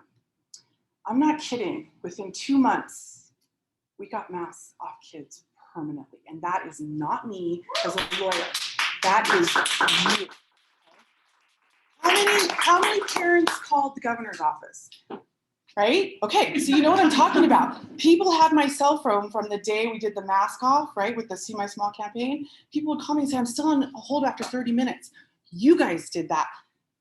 Corinne, Nicole's not here. They sat down with the president of the Senate and they got a special session agreed to. Here comes Governor Cox, scoops it up and says, no, I want the special session because I'm going to be the one that controls the agenda. I don't care as long as masks are on the agenda. 2 legislators wrote a bill. I had the ultimate honor of testifying in front of the Education Committee, and all I said was, please follow the law. We have a fundamental right for a parent's choice as what's best for their children, and it's the law in Utah, and that's all you need to do is follow the law. And guess what? The bill passed 22-5 in the Senate. That's it. It's over. No more masks in public schools, all the way up to college, and that is you guys. So I want you to just have a round of applause. Okay? Now, I'm going to tell you one more story, and then I think I'm done. But this fight, I've never worn a mask. I've been dragged through a casino, handcuffed to a bench, charged with trespass. I've been screamed at. I've been thrown off a plane. I've had to drive back and forth to Utah and California 13 hours each way because I can't get on a plane. And I'm a lawyer. I've been thrown out of grocery stores. So what did I do? I went home and I figured out why they were breaking the law. Did you know? I didn't know this as a lawyer. And this is what I'm telling you this because as parents, you can figure this out for yourselves. You don't need a lawyer in this situation. You know those signs on the walls at the restaurants that say, we reserve the right to refuse service? There's actually case law. I don't know about Utah because I didn't have to deal with it much here, but in California that says they can't throw you out. Those signs are just pretty little signs. Unless you've got a machete and a line of blow on the table, they cannot throw you out of that restaurant. Immoral or illegal conduct, right? Last time I checked, blow was still illegal, right? Okay. So remember, I'm from California. A little different than Utah. So those signs don't mean anything. And every business that's open is a public accommodation. They have to accommodate you. If you want to eat food, ordering online is not enough. If you want to sit on Crate and Barrel's couch, that's not enough. You get to go sit on Crate and Barrel's couch. So I had to figure this out myself, and I pushed back. The grocery stores backed down, everything backed down. But even I as a lawyer didn't know how to do it, right? Because we never had to deal with something so crazy. So I think from the parent empowerment perspective, whatever it is your passion is, you just have to go figure it out. And I would submit that you document, right? Because one of the most powerful stories, is parent empowerment. Do you need the law? Sometimes, yes, you need the law. Most of the time you don't. Most of it is just talking to your teacher, talking to your principal, talking to your superintendent, getting 10 of your friends to talk to your teacher, talk to the principal, talk to the superintendent. If you get 20, they'll be like, please just stop talking and stop sending me emails. But there are certain situations, like Rachel, I don't know if you're going to talk about this situation, so I don't want to steal your thunder, where there is a law that is broken and you do need the help of the district attorney. And this one, I think you should lead into this. This is a very powerful story, but this is a situation where you do need to reach out and ask for help from the district attorney. But most of the time, you can do it yourself. So my favorite story, and I'm done, is Harmony. Does anybody know Harmony in Washington County? Have you seen her videos? So here's another great example of where I had as a lawyer had to figure it out, even though I'm a lawyer. So Harmony, she takes her kids to school and without masks, and I think she maybe had a couple of friends with her, and the principal suspended her kids for not wearing a mask. Suspended the kids. Now remember, there's a fundamental right to go to public school, open public school. So how are they suspending her? She was livid. So I had given my phone number out and said, if you have any problems, call me. She did. She sat me down for 45 minutes, made me walk her through the health order, explain it to her. She turned around. This woman did a video. She gathered 20 people. She protested outside that school every single day. I must have got a text maybe 2-3 weeks later. Kids were back at school. It was over. She pushed and she pushed and she pushed. She didn't file a lawsuit. She just used her advocacy skills and got her friends together, and it was over. So if you don't think you can do it, you can. But Utah Parents United has left you nothing much to do but deal with CO2. So thank you very much for listening. I really appreciate it. Yes, sir. I have a question. No, can you just say a little bit more about document? Let's say we came in during the critical race theory presentation. Let's say I find out that my daughter's in the class. You know, she is white. Let's say she did a privilege walk, and she's out in front, and she's made to feel, you know, that she is a privileged oppressor. That's direct conversation in class, and she comes back and tells me that. Can you say more about how to document that? So are you the parent in the story? I'm the parent. So you said document. So what I would recommend? Repeat the story, Tracy. Repeat it. So that they can hear it. Yeah. So they can Repeat the question. Oh, because they can't hear him? Yeah. Okay, so have you ever heard of a privilege walk? I heard of that today. You guys have heard of this? Where did you hear of it? Doing it in the military. The military. Well, you're seeing this on the news. It's been done at kind of school district. They make teachers do it. They do it with teachers first, and the teachers do it. Okay, so here I'm the mom, and then my kid does a privilege walk. Let me tell you, I put myself through college. This pisses me off. Everything I have, I worked for, every single penny. I was waiting tables in college. Nobody paid for me. So this happens to my daughter. What I recommend you do, stick to the tea, not the tequila, right? Tea, not tequila. Sit down the next day, okay? Write an email to the teacher. Ask for a meeting. Go see the teacher, right? Then notify the principal that you're meeting with the teacher and you have this concern. If you have video, send the video. Oh, I love videos. It'd be wonderful. And I'm not adverse to having things taped either. When you go into meetings with anybody that you're possibly adverse to, just turn that recorder on. Worry about the legalities of it later. I'm serious. Utah law says only one person needs to consent. There we go, and there's the one person. Yeah, but it's different in California. Can a child do that? Yes. So someone said something about using their phone. Yes. Are they allowed to do that in Utah? Can they use their Yes, phones? yes. And I'll tell you. Yeah, that's what I'm wondering, because they can say, well, phones aren't allowed in class or put it away or whatever, but you're saying they can. So think of the power of this for a second, right? People are being mean or oppressors or white privilege walks. You're videotaping. Yeah, you're videotaping. They might stop it. It might be all you need to do is videotape it. So yeah, go ahead. So most board policies prohibit the use of cell phones or recording devices specifically by students in the classroom.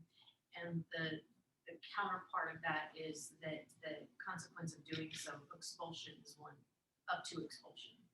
So Put it in the my backpack. question is how do you balance that? And I'm not saying that I'm against using cell phones. I'm just saying that I know what board policy says.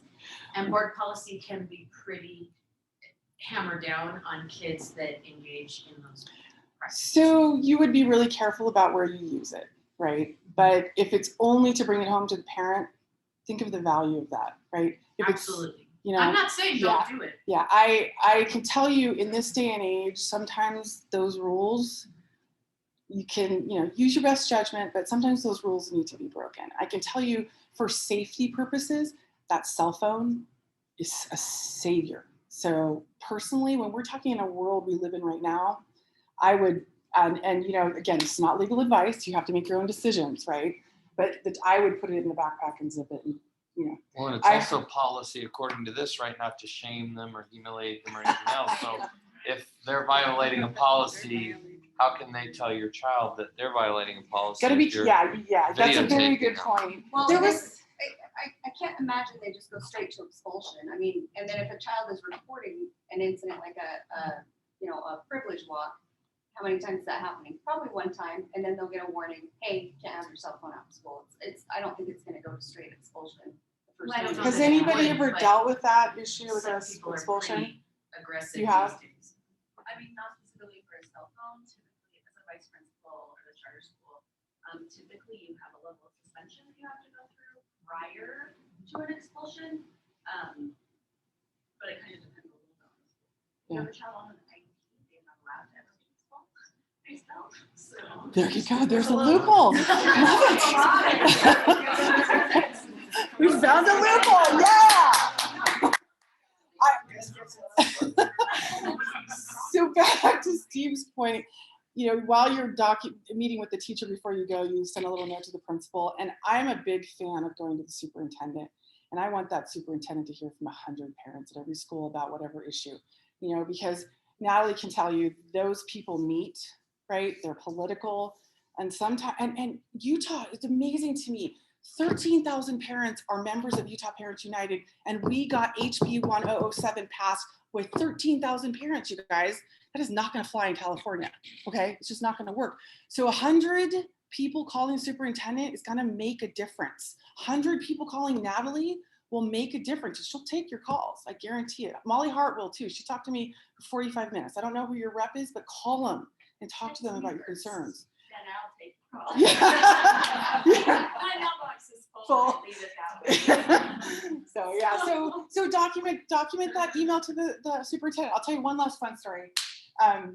So Sid Dixon got on the radio right after Corinne one day. And it was after we were pushing, I don't know if you know, you guys all know this, and the health order said you may require a doctor's note, but you don't have to. So Corinne said something on the radio, I don't know what she said, I didn't listen, but then Sid Dixon comes on and he says, you know, there's at least one parent, Corinne Johnson, who thinks that parents can sign exemptions. What do you think about that? And she said, well, they probably won't cover their, you know what, but yeah, technically they can. And we had her taped saying parents can sign exemptions. This is Sid Dixon, the state superintendent. I went home, I took that tape, I emailed my superintendent, I emailed my principal, I emailed the entire board, and I said, parents can sign exemptions, you turn it all over in canyons. They turned around and they emailed Sid Dixon. This was a Saturday. Within 5 minutes, she emails me. She says, you took my statement out of context. Really? I have it on tape, lady. So, yeah. But, you know, the power of the parent. And God bless you guys for everything you're doing. You're lucky to live in a red state. It's amazing. So, thank you for your time. So, do you want me to? Brooke, do you want me to introduce Rachel? Yeah, So she's Rachel is amazing. She's studying to be a nurse. She's a former police officer. How many? You have 2 kids? Yeah. 2 kids? Mm-hmm. She's quite amazing. So she went through like Brooke and poured through all these stories from parents. And some of these stories she found horrified her. Yes. So I wanted you to know her background as a police officer, so give her that credibility when she talks about it. Rachel. Been dying to say that since we were at our last meeting at the AG's office for some reason. Credibility like it's irrelevant. It's relevant. So yeah, so I'm currently halfway through my nursing education. I have my LPN, I'm finishing my RN, and you know, I had my police life and my past life, and now I'm doing my second life. So I had an opportunity to read through those parent letters, and one thing that I found a common theme as I was going through them, a lot of them were CRT, a lot of them were shaming, and a lot of them were telling the kids, you know, they can't pick their gender yet in 3rd grade, and telling the kids that, you know, a 16-year-old shaming him for standing up and saying he knew he was a boy, and shaming in front of his peers and for telling him, no, he's not, he can't pick his gender. So, I mean, there were so many stories that were amazing. And I couldn't believe that this wasn't like a Hollywood made up thing, because it was just completely ridiculous. So there was one story in particular that I'm going to share with you. And I want to say this on top of it, so I don't have to go through all of them, but this was not the only one of this kind. This parent who wrote this was very descriptive in what they shared. And so, but as I was reading, I found that other parents, it was almost as if they were ashamed to say these words, you know. So, but this was very descriptive. We had a parent, well, two parents actually, in Weber County were deeply concerned about their child. He was in 10th grade, and they had seen him over the past couple of months declining into a really dark place. They said he was depressed. He wouldn't do anything with his friends. He wouldn't leave his room. He just wasn't himself. I mean, before he was outgoing, he was an athlete, he was doing things. And the mom, you know, does mom investigations, and she figured out that it had started around when he was assigned to read these certain books in his class, and he had to do book reports on them, and they had to write their opinions on them, and all those types of things. Anyways, the books were all adult books. In other words, you know, things that you would read as an adult. They had pornography, they had sodomy, they had child rape, murder, child sexual abuse, all kinds of things. Yeah, incest. I mean, these are things that, here, you have to read this. So the parents went to the school. They talked to the principal. They talked to the teacher. The teacher's response to this was, I am just trying to teach them about life. That is why they are assigned to read these books. And the principal backed the teacher on it, and this is still happening. So the parents didn't know what to do, and they said, we don't know what to do. We can't believe this happened. And unfortunately, our son didn't go through this experience alone. There were 17 of his peers that year that committed suicide.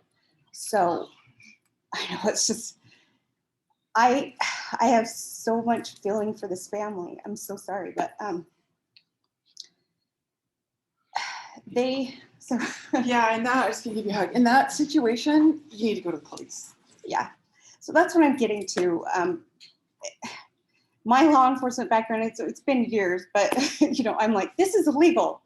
You shouldn't have to go to the school. Don't go to the principal. Don't go to your teacher. Go file a police report. This is absolutely illegal. This is pornography. This is dealing in material that's harmful to minors. It's a 3rd-degree felony here in the state of Utah. Very easy to prove with all of these parents. And I know that our minds, my mind is just geared to go there because that's what I did for so long. But I mean, my board had read, UPU had read these letters, and they didn't go there. Just like these parents' minds didn't go there. Because you don't expect this type of thing in your school from your teachers, and you know where we've placed them, you know, on this pedestal of being educators and looking out for the best interests of our kids. But also, these teachers are in a position of trust.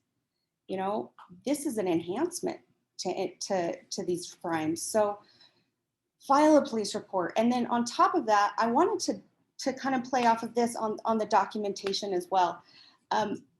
Even if it doesn't have a criminal code or a criminal act tied to it, you can still file a police report if they're teaching about CRT and the racist propaganda, teaching your kid that he's, you know, his white privilege is racist, and he needs to denounce his white privilege to his peers and be shamed. And this is racism. These are things that we know to be morally wrong. I mean, even if we can't, you know, convince the powers that be to get rid of this, part of the documentation is report it. You can file a police report, just like you call in, you know, 911, but you call the non-emergency number. You can file a police report, just like you would call in a suspicious person. Hey, somebody's walking down the road. They'll look into it. It's automatically, every call is assigned a case number. When the officer decides to call you back, it's not going to be a top priority, so you're not going to get a call back right away unless it's slow. Might be a couple of days because it's not a high priority, and they will follow up with you on that call. And the very first thing you should ask for is the case number, and then tell them that you want this documented. And that case number stays. They can't get rid of a police report, okay? And so every time this is happening, just report it. It's no different than, you know, just calling in a suspicious person or calling in, hey, I need an officer to come, my neighbor's yelling at me over the fence. Can you have the police come? And they might just stand there and do nothing, but they still have to write a report on it. Every call gets a report, and that's your documentation. Nobody can argue with that documentation. So if you're calling and saying, oh, my kid came home today and they said that they were shamed at school, they were called a racist, they were told that they can't pick their genders, or that they had, they were non-binary or whatever, you can report this. This is documented, this is legal documentation, right? And so if you think about where this leads, this is exactly what happened in like the Nevada case they talked about with this mother that's able to sue now because she had documentation time after time after time. It's the totality of the circumstances and being able to put that all in a nice little package. And they can't go to the legislators and say, oh, it's not being taught here. Well, here's all the police reports, rather than having to go to the school boards and say, hey, can I get a copy of the curriculum? Or, hey, can we get you to, do this for me? Or, record this for me? Or, hey, can I talk to the teacher? I mean, there's your documentation. Here, legislatures, here's what's happening. This is absolutely, or USBE or whoever's denying it, this is happening. And here's the report. So that's all I had to add, and I'm so sorry. Yeah, sorry. Also pay attention to your substitute teachers. There's one in Alpine School District taking advantage of that with what she's pushing.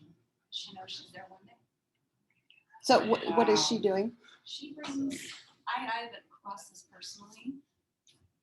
She brings very pro-gay sex books. And reads them to kids. So much her. I just heard about it from other parents. Yeah, I think I heard about it from one of the board members. Yeah. Do you guys know the name of those books? I actually do have a list of the books. Can we get those? Absolutely. Yeah. So they were in the email or in the letter. Like I said, they were very descriptive. I think we should know so we can go to our different. It wasn't just public high school. Yep. Yeah, that'd be great to take to Davis. Yeah, I will. I'll There's let two them. school districts in Weaver County. So is it Weaver School District or Ogden School District? The parent didn't list which school it was. They just said that they were in Weaver County. So I'm not sure what that. So I'm not clear on where you would find that list of books. Are you? I have it. I have it. Okay, Yeah. so is there a place that they could go to get it? Email you or the website? Well, I have it typed up from the letter Okay. that the parents wrote. So they So how they do said, we here's all get the that out books. to people? Can you put it on your website? Yeah, Yeah. we can do that. Yeah. We can get that and take it. Yep, so that we know absolutely. When we hear things like this and what she just said, like we have to act immediately. We have to, immediately. Those people have to be dealt with. Those books have to be dealt with. Absolutely. Yeah. Well, also the SEL, like, have you guys looked through the book list for SEL? Yes. They have So it's this transgender, they have, this like- isn't just in CRT. This is part of the SEL, and I don't know if you guys talked about it because I kind of came in late. All the different names that they're calling CRT. It's not just CRT. So they say, oh, it's I'm getting nods over here that they did talk about the names of these. So, but you're right. Yeah, it is in the SEL curriculum as well, and so that social emotional learning part of the transgender, And that's how they non-binary deny stuff. that they're teaching CRT because they're not teaching CRT. They're teaching Right. all these All other these other- names. So you all these ask a other names. different question. Yeah. You say, so what's the ethnic studies or the cultural studies you're teaching? Yeah. Yeah. So, go ahead. Sorry. So this thing you guys gave us the opt-out letter. Mhm. So we could take that in, right, in the fall, and we could say, hey, if you're bringing a book that's about trans or whatever, I don't agree with that, so my kids opted out, so they have to know, like, nope, so-and-so is not reading this book, and, right? Right. So the other thing I wanted to share with you guys are all Davis County, right? I'm assuming. Almost. No? Almost. And we were. That's okay. Well, look at those books. So if you guys ever find time, September 15th, 2020, Davis School District's board meeting, sorry, they had their Diversity, Equity, and Inclusion Committee present their CRT curriculum.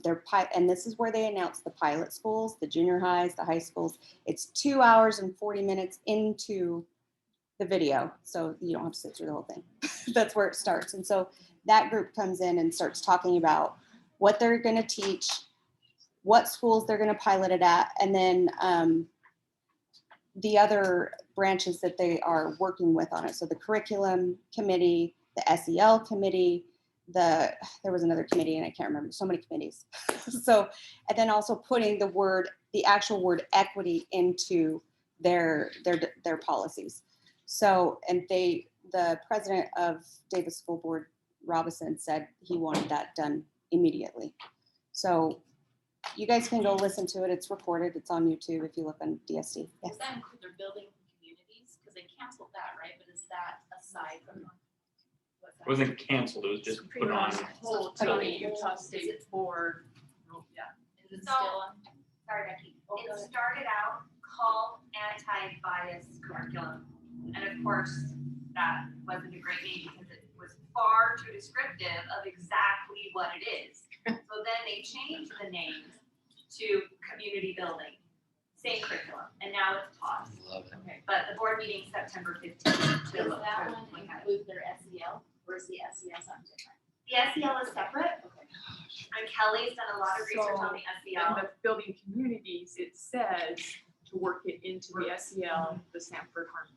Yes, so it is they working built it into the that To SEL. work it into the They SEL. want to take that to work into the SEL. Well, because SEL is already approved, Yeah. right? It's already approved Yeah. curriculum.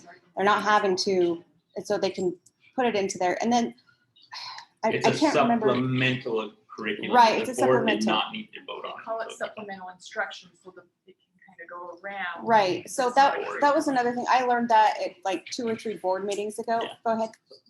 Sorry, you had a question? Oh, I'm so sorry, Mike. So I'm actually wondering about propaganda. The pictures that are in public schools these days, I'm a teacher, I'm assigned to 6 schools.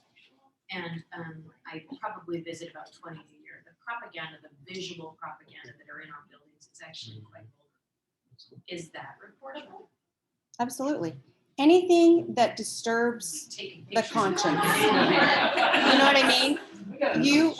Anything that, there's so many like infractionable laws, right? You have people calling police to say, I was watching a silly video, I think it was a PragerU video where they were video recording, asking students their opinion on CRT or something.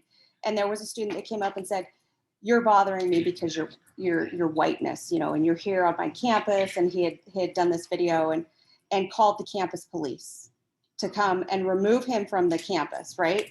And so they just stood there and kept the peace, right? And the conversation continued between the two. And he's like, I have every right to be here and talk about what I want to talk about. And he's like, why would you have a problem with me being here? And, the conversation went on. But the police were there just to keep the peace, right? Between these two, because nothing illegal had happened, right? There's no law that had been violated. However, it still got documented.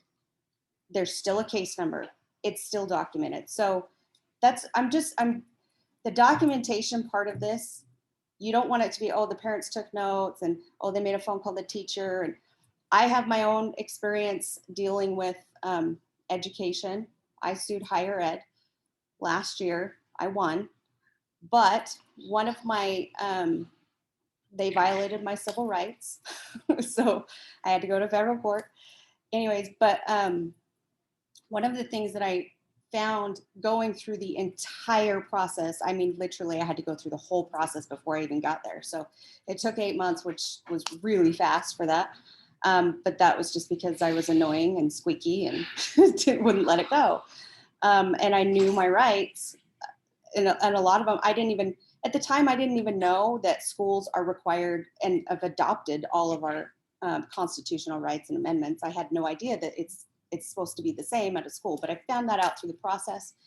And ultimately, I had everything documented just because of my past law enforcement experience. I knew every conversation you have with an administrator is to be recorded regardless.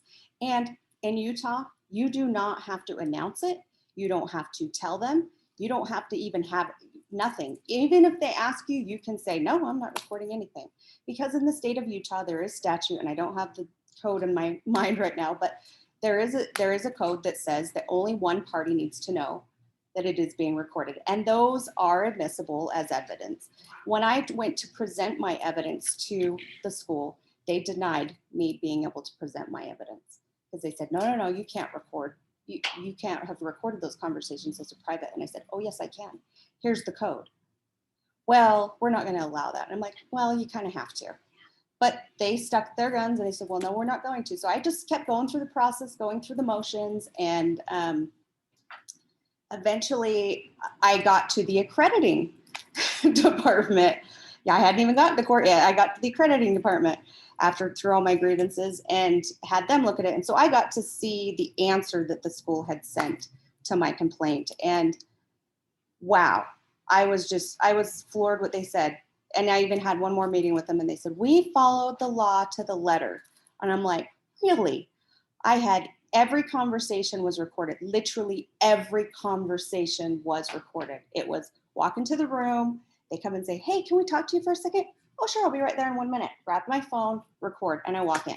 Like, just give me a minute. Like, you don't have to go immediately, right? Oh yeah, just give me in just a second. I'll be right there. So it's about preparing yourself, right? Every conversation is recorded with an administrator. Teach your kids that as well. You know, I've been telling every board member and everything I can, like record every conversation. I don't care how insignificant it is. And in addition to the audio recordings, I also had everything, no communication was done over the phone. I never did it over the phone unless I had my recorder with me, and I didn't always have it with me, or through email. And so everything was date and time stamped, which really supported my due process part of the case, because you have to be given due process, and 2 hours is not due process. You know, or 10 minutes is not due process. And all of those were date and time stamped. And so they really didn't have a leg to stand on. So when the AG's office looked at it, they said, give her whatever she wants. And I'm like, this is all I want. I just want to finish. And so I was allowed to finish. And it was 3 weeks to my graduation. So I finally was able to do that. But I knew that I needed to, that this was, you know, unjust. But what I found through that whole process is they lied. They lied and lied and lied. Said, well, we followed the law to the letter. I'm like, no, you didn't. You said this in this meeting. In fact, one of the people that was involved said that she tried to impugn my good name, and she tried to go in and say that, say something horrible about me, that I felt a certain way about a demographic. Yes? Okay, felt about a certain way about a demographic, that I had said this in my meeting with her. And I said, oh no, I did not. In fact, would you like to hear the recording, Mr. President of the school? No. I'm like, really, here you go. I did not say that. I didn't even say anything close to that. So just the stories that were made up to try to discredit you, everything. I mean, that happens. I was shocked to see that from teachers. I couldn't believe it. I couldn't believe that they were doing this just to cover their butts and do whatever they were. I mean, it was a horrible process. But anyways, record, document, report. It's okay if it's not a crime. You could report your neighbor for a barking dog. It's still a reportable thing. It's going to get typed up. It's going to have a case number. So keep doing that too, every time. And I mean, they'll be annoyed. Who cares? But they'll call you sometimes a couple hours later, sometimes a couple days later. So that's all I have.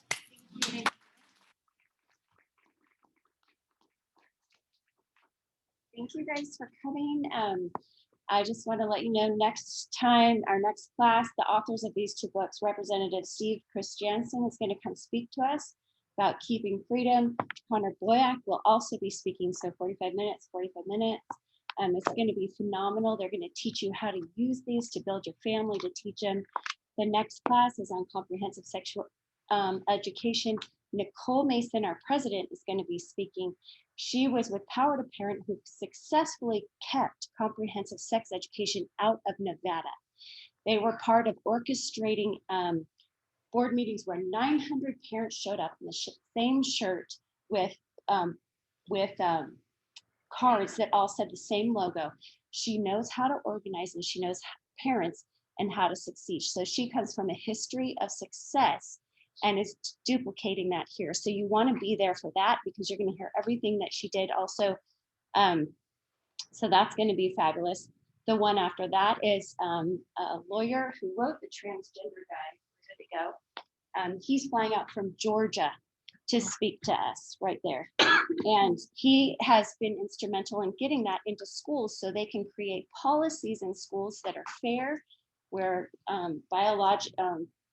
biologically born males and females are in separate bathrooms. He talks about all of that. And so you're going to want to be here for that. And then the last one is social emotional learning, and Kelly and Lisa will be talking about that, as well as a program that we have. It's a virtual reality one that Dr. Gary Thompson, I don't know, he runs a clinic down in Draper.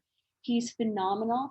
He reviewed it, and he has a clinician with 30 clinicians in his practice. And he says, this social emotional learning program is fabulous. I'm going to use it in my clinic. And I spoke with the authors of it there in Australia.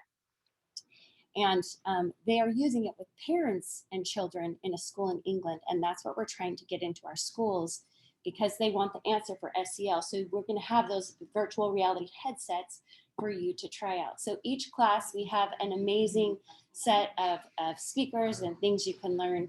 So I hope you guys can come, and thank you for coming. When are